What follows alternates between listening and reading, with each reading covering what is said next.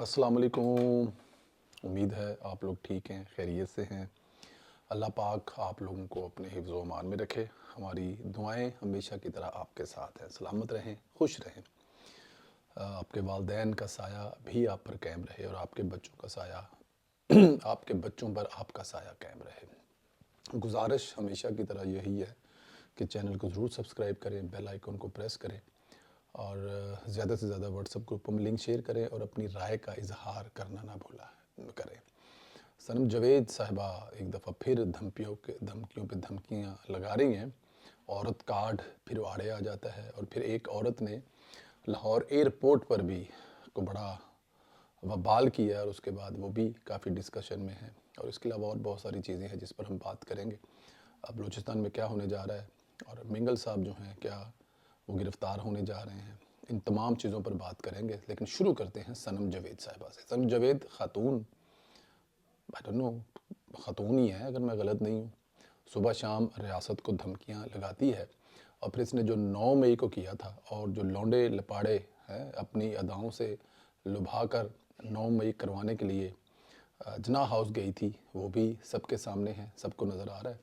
और अगर इंसाफ किया जाता, वो इनफ सबूत थे उसको सज़ा देने के लिए दी जाती, तो फिर आज वो ये ज़ुबान इस्तेमाल ना करती। कोर कमांडर हाउस जला दिया गया।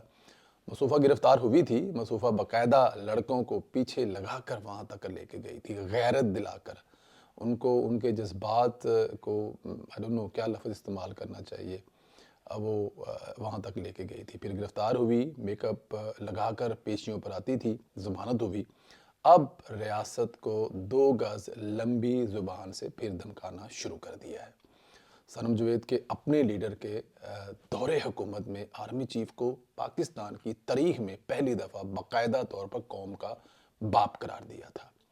जी, महात्मा के दौरे हुकूमत में उनके बड़े ही फेवरेट वज़ीर इमरान खान साहब तो ज़ाहिर है ऑफ द रिकॉर्ड उनको अब्बा ही कहते थे, लेकिन उनके एक वज़ीर थे जिन्होंने कहा था कि बाकायदा तौर पे जो आर्मी चीफ़ है वो कौम का बाप होता है। और अब इसी आर्मी चीफ़ के बारे में जो बाकायदा तौर पर तज़हीक वाले लहजे में वो जो फरमा रही हैं, वो मैं क्या बताऊँ, मुझे लगता है कि वो अपने आर्मी चीफ़ नहीं बल्कि हिंदुस्तान के वज़ीर आर्मी चीफ़ के बारे में बात कर रही हैं। वो कहती मैं तो नहीं आर्मी चीफ को बाप कहती। जो बाप कहते हैं वो अपने घर में जाकर अपने बाप की शक्ल देखें तो उनको याद आ जाएगा कि बाप, असल बाप उनका कौन है।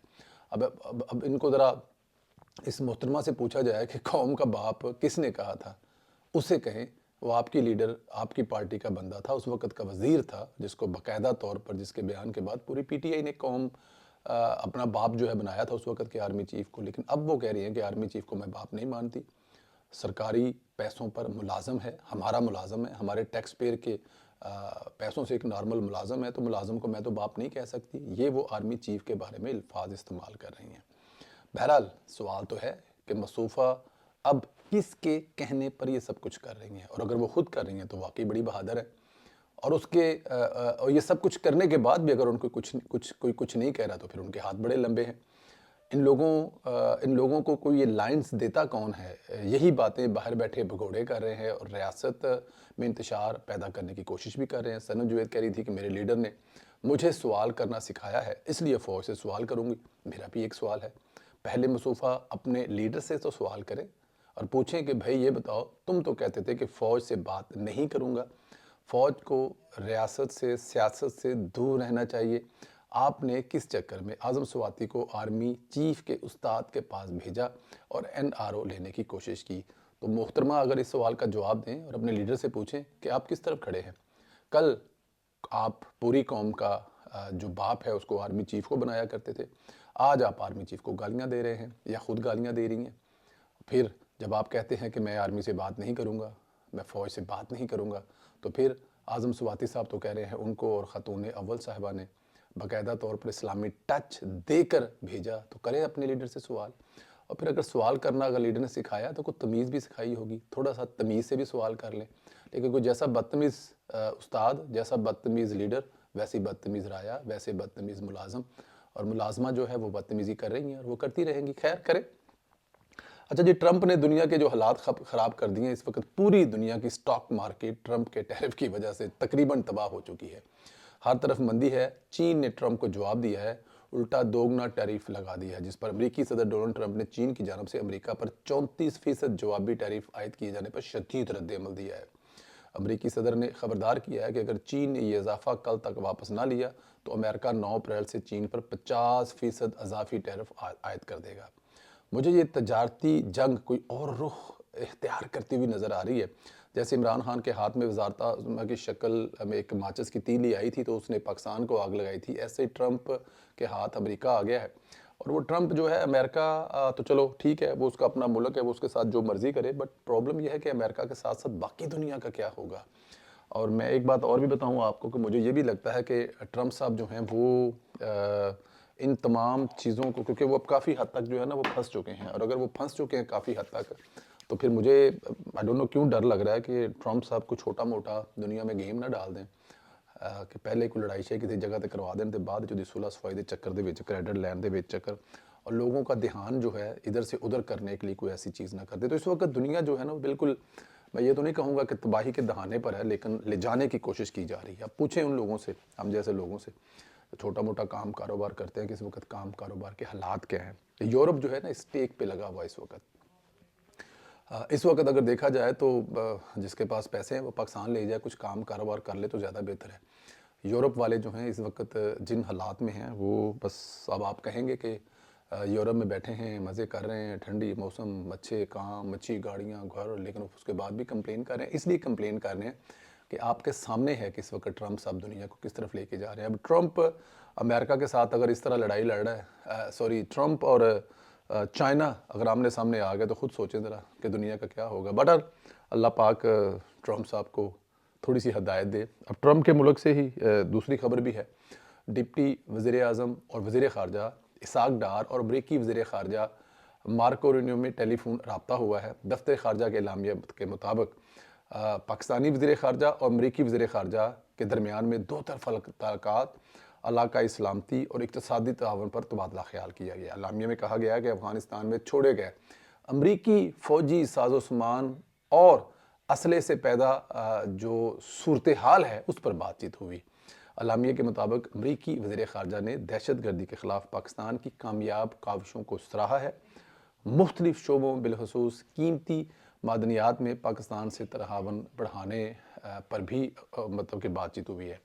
گفتگو میں تجارت، سرمایہ کاری، انسداد دہشت گردی میں تعاون کی اہمیت پر زور دیا گیا، اور دفتر خارجہ کے مطابق پاکستان نے امریکہ کے ساتھ شراکت داری منصوبہ بنانے کا عزم کا اضافہ کیا اور گفتگو میں معاشی اور تجارتی تعاون کو مستقبل کے تعلقات کی بنیاد قرار دیا گیا۔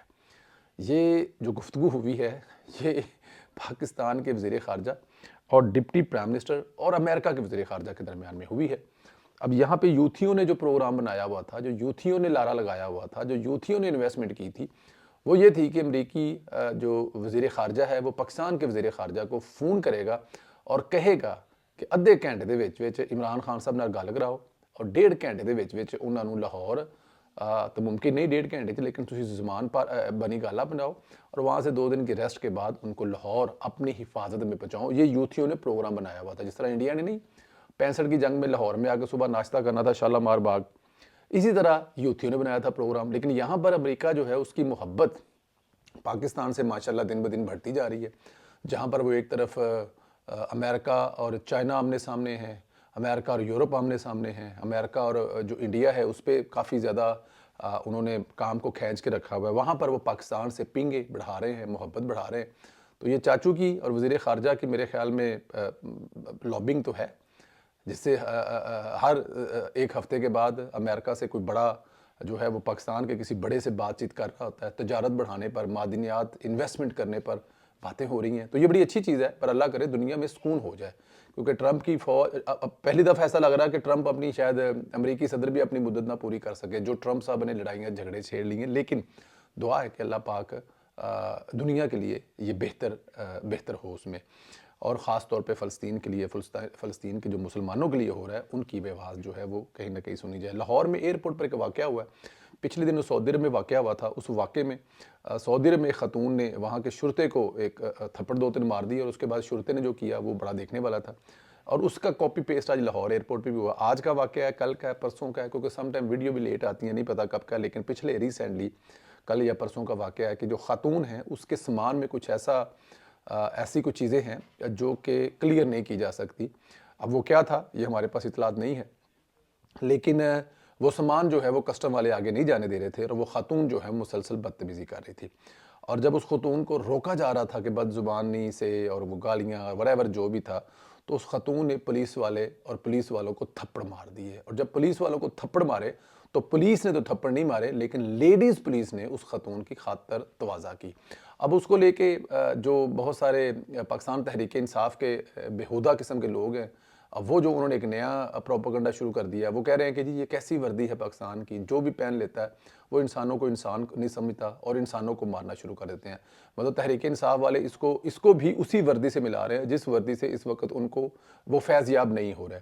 جو وردی والے ان کو اپنے جوتے چاٹنے کے لیے نہیں دے رہے, اسی وردی والوں سے لاہور ایئرپورٹ والوں کی وردی کو بھی ملا دی ہے. تو اب آپ خود دیکھ لیں کہ یہاں پر جو خاتون ہے وہ اس کی جو غلطی ہے کہ بجائے کہ وہ تحمل سے بات کرے, پیار محبت سے بات کرے, اور میں حیران پریشان ہوں اس خاتون کے ساتھ اپنی فیملی بھی ہے, اس کے ساتھ چھوٹے چھوٹے بچے بھی ہیں, نہ وہ فیملی کا خیال کر رہی ہے نہ بچوں کا خیال کر رہی ہے, اور پولیس والوں کو تھپڑ مار رہی ہے.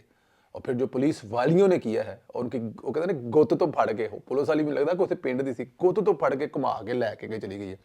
اور تحریک انصاف والوں کی وہ جو خاتون ہے وہ بہن تھی, باجی تھی, مامی, چاچی, نانی, کاکی, کون سی میں نہیں پتا, لیکن بڑی تکلیف ہوئی ان کو, جناب وردی والوں نے مارا ہے. او بھائی وردی والوں کو کیا سودیر والا واقعہ یاد ہے؟ وہاں پر شرطے نے کیا اس خاتون کو نہیں مارا جس خاتون نے پولیس والے سے بدتمیزی کی ہے؟ اس کی حمایت نہیں کی جا سکتی, دونوں طرف سے حمایت نہیں کی جا سکتی. نہ اس خاتون نے جو کیا اس کی حمایت کی جا سکتی ہے اور نہ پولیس والوں کی جاتی ہے. ایسا نہیں ہونا چاہیے, لیکن خیر کیا کریں, ہمارے لوگوں میں صبر اور پیشن نام کی کوئی چیز ہی نہیں ہے. اس قسم کے واقعات ہو رہے ہیں, لیکن تحریک انصاف جو ہے نا ہر چیز سے اپنا شر نکال لیتی ہے. ان کے یوٹیوبر, ان کے جو سوشل میڈیا ایکٹیوسٹ ہیں, وہ کوئی نہ کوئی اپنا اس سے کچھ نہ کچھ نکال لیتے ہیں. لیکن خیر بلوچستان کے حالات جو ہے جی وہ بھی آپ کے سامنے ہیں. بلوچستان میں میرے خیال میں یہ فیصلہ ہو گیا ہے کہ جو اختر مینگل صاحب ہیں ان کو پیار محبت سے سمجھایا جا رہا ہے. وہ سمجھ گئے تو ٹھیک ہے, ورنہ پھر ان کو نظر بند کیا جائے گا. اور نظر بند کرنا اس لیے ضروری ہے کہ صوبہ اس قسم کے حالات افورڈ نہیں کر سکتا. دیکھیں مارنگ بلوچ ہوں یا دوسرے جو لوگ ہیں وہاں پر جو اس وقت ریاست کے خلاف جو حرکتیں کر رہے ہیں وہ کسی بھی طرح قابل افورڈ نہیں ہے. پاکستان یہ سب کچھ اس وقت یہ برداشت نہیں کر سکتا کہ آپ پاکستان کے ساتھ جو کر رہے ہیں یا جو کرنا چاہتے ہیں. بڑی مشکل سے پاکستان سنبھلا ہے, بڑی مشکل سے عمران خان کے چنگل سے آزاد ہوا ہے, اور دوبارہ پھر دیکھیں نظر لگ گئی نا, نظر کھا گئی کہ ایک بڑا اچھا ایئرپورٹ بنا لیا, گوادر کا ایئرپورٹ, کوسٹل ہائی وے, اور اس کے علاوہ جو آپ کا سی پیک ہے وہ ترقی کرتا کرتا جو ہے وہ آہستہ آہستہ پہنچ رہا ہے, آگے بڑھ رہا ہے. نظر کھا گئی, نظر لگ جاتی ہے, تو بلوچستان کو ایک دفعہ پھر نظر لگ گئی. بلوچستان کے اس محکوم لوگوں کو, بلوچستان کے وہ جو جسے کہتے ہیں کہ آپ وہاں کے جو عام کامن پرسن ہیں ان کو اگر تھوڑا سا فائدہ ہونے لگا تھا, تو سرداروں کو اور پھر جو باہر بیٹھے ہینڈلرز ہیں ان کو نظر آ گیا کہ یہ عام لوگوں کو فائدہ نہیں ہونا چاہیے. چاہے وہ بلوچستان کی بندرگاہ ہو, چاہے وہ بلوچستان کا ایئرپورٹ ہو گوادر کا, چاہے وہ عام بلوچیوں تک وہ روزگار پہنچے, ایجوکیشن پہنچے, تعلیم پہنچے, یہ وہاں کے وڈیروں کو اور وہ لوگ جو دنیا میں بیٹھے ہوئے ہیں جن کو پاکستان کا امن جو ہے وہ امن اور سکون جو ہے وہ کسی بھی طرح سے برداشت ان سے نہیں ہوتا, ان کو یہ چیز وہرا نہیں کھاتی کہ بلوچستان ترقی کرے. کیونکہ بلوچستان جو ہے نا وہ ایکچولی 1.25 کروڑ آبادی کا صوبہ ہے, اور سب سے زیادہ معدنیات وہاں پر ہے, سب سے بڑا صوبہ ہے. جب بھی اس پہ کچھ کام کرنا شروع ہوتا ہے یا جب بھی اس میں بہتری آنی شروع ہوتی ہے تو اس قسم کی چیزیں شروع ہو جاتی ہیں. لیکن اس دفعہ وہاں پر افغانی بھی مل گئے ہیں, وہاں پہ انڈین بھی مل گئے ہیں, اور وہاں پہ بلوچی جو ہے وہ ان کے ہاتھوں استعمال ہو رہے ہیں, اور وڈیرے بھی ان کی لائن پر آ گئے ہیں. لیکن میرا ایمان ہے, میرا یقین ہے کہ انشاءاللہ تعالیٰ ان تمام سازشوں سے نکل کر جیتے گا پاکستان, جیتے گا عام بلوچی, جیتے گا عام پختون, جیتے گا عام ہزارہ وال والا. یہ ساری کی ساری قومیں جو وہاں پر جو رہ رہی ہیں وہ سارے کے سارے اس لائن پہ نہیں ہیں, لیکن کیونکہ ظاہر ہے جس چیز کو زیادہ اچھالا جاتا ہے وہ ہائی لائٹ ہوتی ہے. آنے والے دنوں میں انشاءاللہ تعالیٰ آپ دیکھیں گے کہ بلوچستان میں امن ہوگا, سکون ہوگا. ہمارا حکومت, ہمارے جو سیکیورٹی کے ادارے ہیں اس مشکل وقت سے انشاءاللہ تعالیٰ پاکستان کو ضرور نکالیں گے. اپنا بہت زیادہ خیال رکھیں, اللہ پاک آپ لوگوں کو اپنے حفظ و امان میں رکھے, خدا کی ذات آپ لوگوں کو سکھی رکھے, خدا کی ذات آپ لوگوں پر اپنی اس طرح رحمتیں برساتا رہے. گزارش آپ سے ہے چینل کو ضرور سبسکرائب کریں, بیل آئیکن کو پریس کریں, اور زیادہ سے زیادہ واٹس ایپ گروپوں میں اس کا لنک شیئر کریں, اور اپنی رائے کا اظہار ضرور کریں. کہ یہ جو صنم جوید ہے کون ہے اس کے پیچھے، اس کی ڈوریاں کون ہلاتا ہے؟ کوئی تگڑا بندہ ہے کہ یہ آرمی چیف کے خلاف اس قسم کی بکواس کرے تو اس کو کوئی روک نہیں سکتا؟ خیال رکھیں اپنا اور ضرور رائے کا اظہار کریں، تمام کمنٹس کریں آگے.